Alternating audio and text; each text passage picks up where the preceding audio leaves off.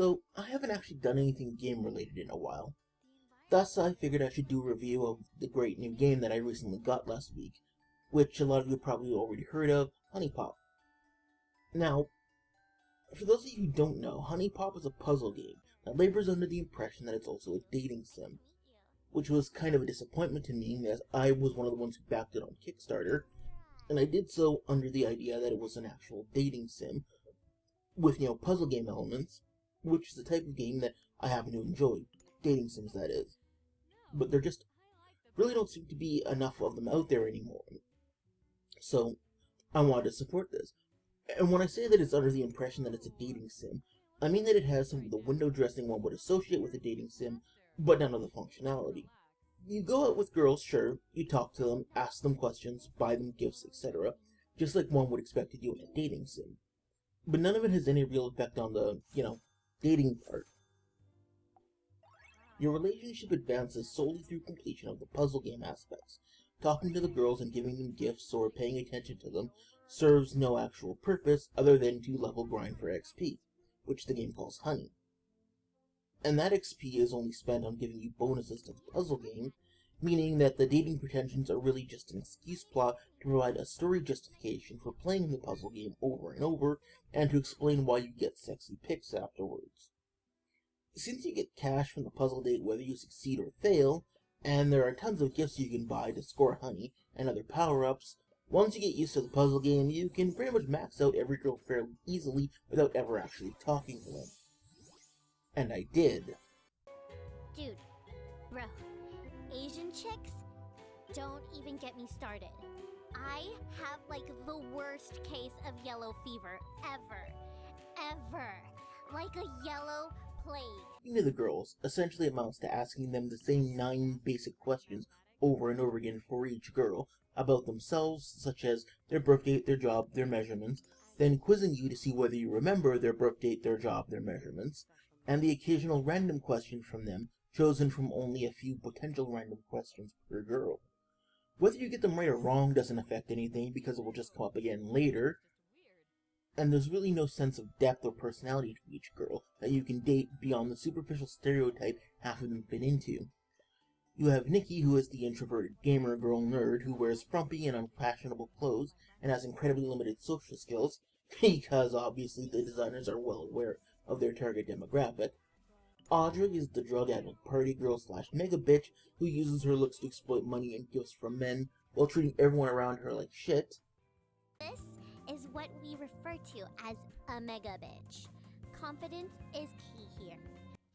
Who is, for some reason that is never explained, apparently good friends with the introverted nerd, although the only time you ever see them together is a bitch fight between the two, so there you go. Jessie is a sex-crazed cougar. Ooh, MILF alert. Looks like a total cougar too. I don't think you realize the gravity of the situation here. Momo is a flighty, energetic cat girl who spends all her time trying to be increasingly cute. You get my point.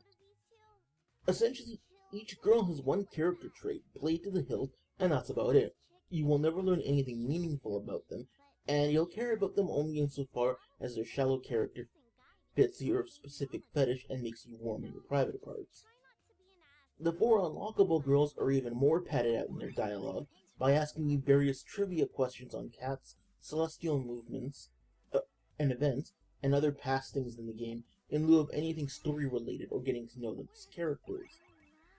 The thing is, there's literally nothing to do besides talking to the girls. You go from one girl to the next over and over again. There's no point in the game where you are never not on the screen conversing with them, which means you will hear the same dialogue.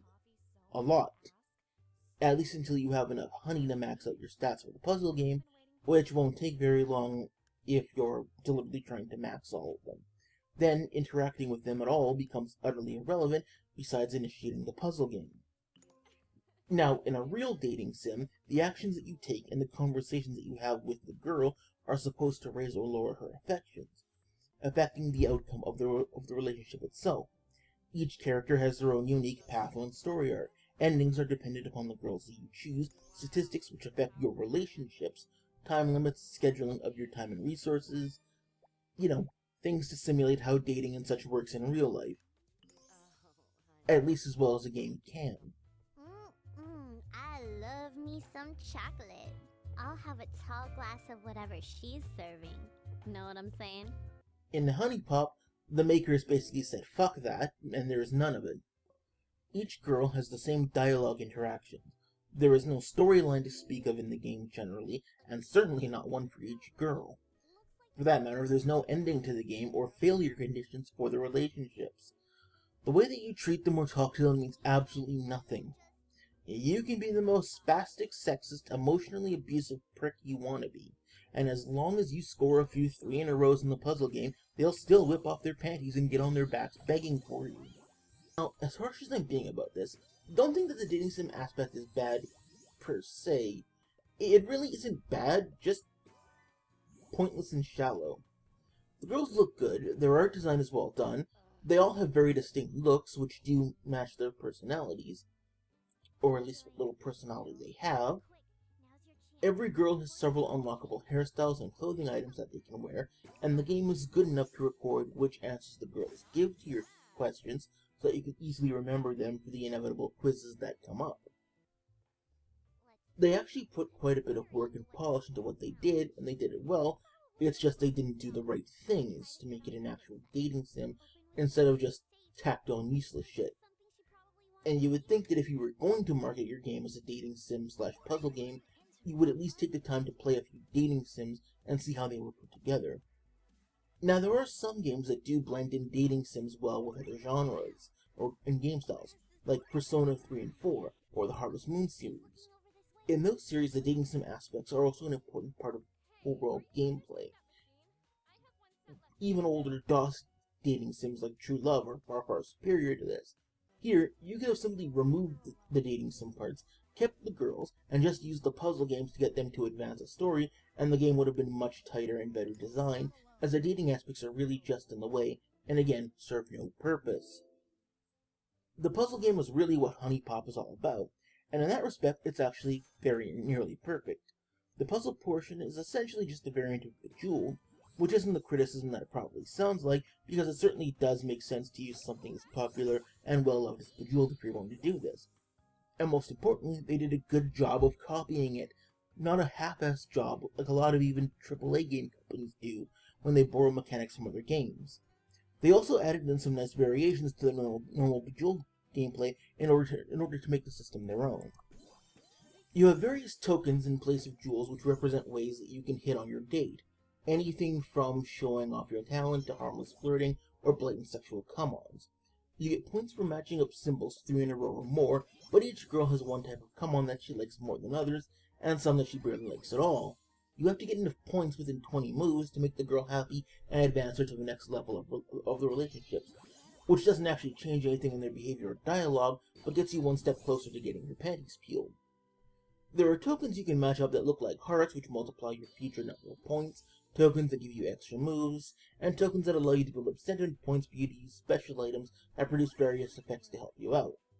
And there are quite a lot of these special items as well, which is a good thing since you'll need them all because whenever you complete a puzzle, the next puzzle instantly increases in difficulty regardless of which girl you were doing it with before. So the difficulty will steadily increase a lot, which is why you'll need honey from either the pseudo-dating sim talks or buying gifts to boost up your traits to help you with the puzzles. And you will need them. Now, I never actually liked Bejeweled itself, but I did very much like playing the puzzle game in HuniePop. It was fun and actually just had more or less the right level and progression of challenge to it. It was very obvious that the team put a lot of work into making the whole thing shine and sparkle.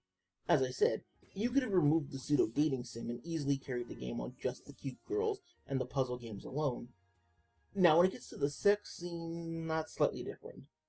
The sex scenes have you playing a slight variation of the puzzle game, where you just have to match the 3 tokens in a row and rack up a certain score in order to get your partner to curl their toes and proclaim you a raging sex god. You have infinite tries, but here, in what can only be described as the most erect of dick moves, your score quickly drops every second, and I mean very quickly. You have to continuously score 3 in a row and combos, and you can't stop to take your breath for even a moment if you really want to win this part, especially on the higher difficulties. It takes some getting used to because you kind of have to train your brain to see the patterns and react quickly, but until that happens, this section will piss you off. The real problem with this section is the dropping score. I can understand why they do it, but the issue is that there's a certain degree of luck to this part, since you have no time to form strategies. What this means is that your score can drop back down to 0 from the tiniest distraction, or from having to pay attention to something else for even a second. And because of the random nature, you won't always be able to get multiple combos, and if all you're getting is 3 in a row, the score will actually drop faster than you can possibly increase it. Mind you, the game is programmed well enough that you'll get a lot of incidental multiple combos, and you won't ever not have a move that you can make, so you'll get off easy there, but the inability to take a break for even a second is more than a little aggravating, especially since you can be there for 5 to 10 minutes at a time, depending on your luck and skill level, trying to get enough combos. The bottom line, though, is HuniePop is a great game, absolutely.